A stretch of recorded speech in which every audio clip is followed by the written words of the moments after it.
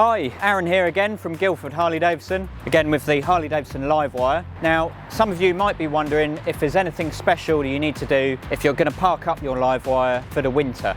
And now, in some ways, it's very similar to your other motorcycles in that I would thoroughly recommend putting it away with the tyre pressures checked cold, so that it's sitting with the correct pressure in the tyres. Obviously, you haven't got to worry about any fuel going off over the winter, as we don't have that, but it's a good idea to try and keep the bike inside so that it's not out in the extreme cold, as it is better for the battery to have some kind of protection from the cold. And it's also a good idea to put it away with a reasonable amount of charge left in the battery. But I would recommend kind of at least around 80%. You should be ready to go as soon as you need to depend on the bike.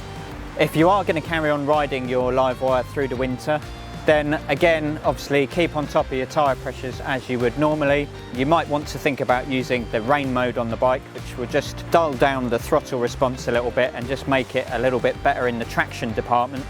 Let's be honest, in extreme temperatures, when it is kind of below 10 degrees, it may have an effect on the range. So just make sure it's fully charged before you leave to ride out in the winter.